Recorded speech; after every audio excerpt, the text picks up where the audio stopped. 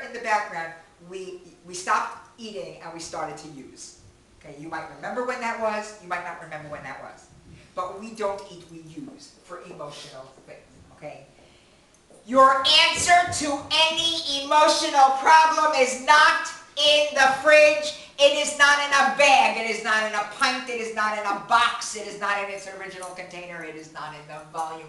It is not there. This is like looking for oranges in the hardware store. The answer is not there, okay?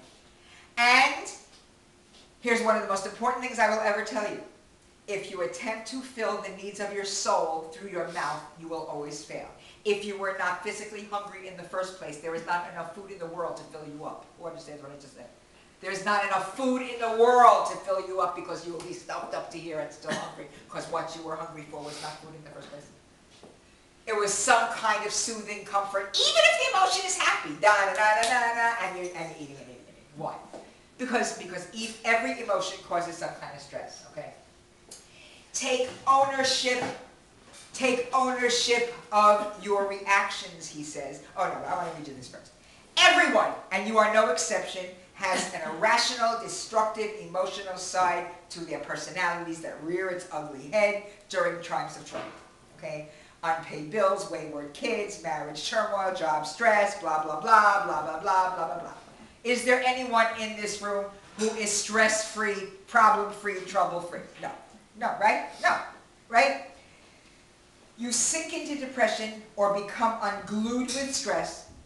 You lash out, okay? You lash out, you say things you wish you hadn't said, you're bitter, resentful, blah, blah, blah, blah, blah, blah, blah, blah, blah, and these feelings can cause emotional eating. I'm sorry, okay? We all have a higher self and a lower self. Okay, I'm not asking if anybody realizes it. Even I have a higher self and a lower self. And this lower self, the higher self is like the cortex of the brain, where all cognition takes place. The 10 Commandments, be nice to your family, shake the hands, smile at people. That's the upper brain. Okay? Then there's the lower brain. Okay? I'm raging, I'm tired, I'm lucky, right? And when we operate from our lower brain, it can lead us right to the food. Yes? Yes? Yes? So, we need to take control of our reactions. In truth, no event, no person, no situation listed on the stress scale can stress you out and make you eat a box of donuts. Nothing can make you eat a box of donuts. It's not her fault, their fault, its fault. It's just, no one can make you do it. Nobody feeds you intravenous chocolate. Nobody shoves food into your mouth. The food does not jump up and beg to be eaten. This is your hand, goes to this mouth. The bent elbow, bent elbow, bent elbow. Okay? He says, remember, you respond not to what happens in the world, but instead to your interpretation of those events. How you feel about what happened. You're responding to something inside. Oh my God, how terrible. It might be terrible. But what you're reacting is your thought. Okay?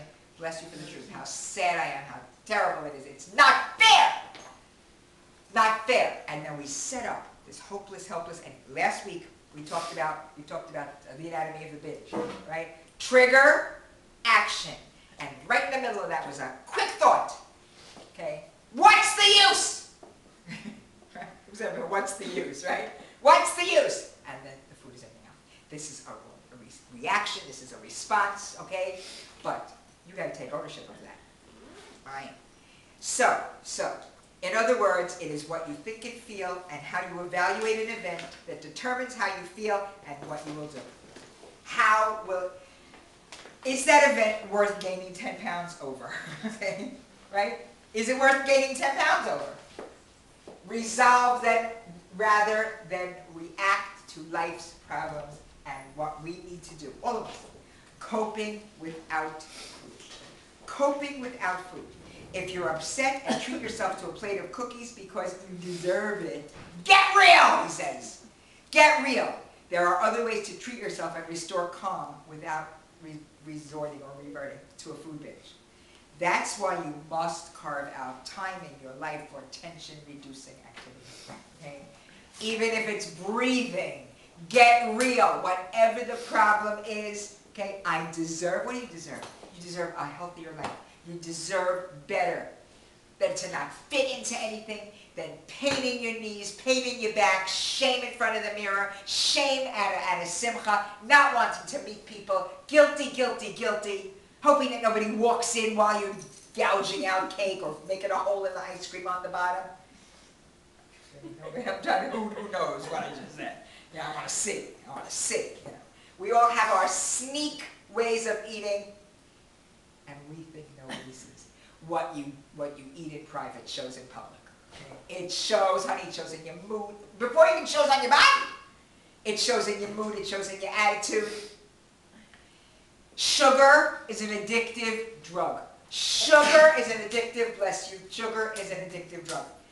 And what happens, okay, what happens is when you eat something sugar, okay, sugar, pasta, bread, your body converts these things to glucose so quickly that your blood sugar goes up.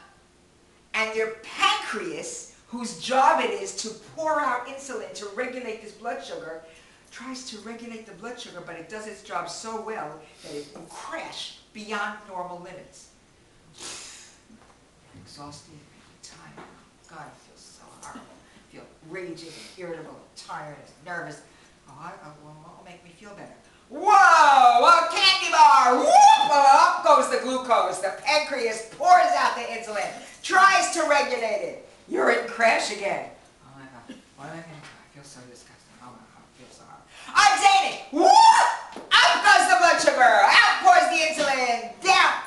And we're up and down and crash and craving all day long, day after day, week after week, year after year, month after month. And your pancreas gets tired, and a tired pancreas is what? Somebody tell me. Diabetes, thank you. When your pancreas can no longer pour out enough insulin, doesn't know how much insulin to pour out, okay? And we're in crash and craving all day long, all night long, and you told yourself you were relaxing with food.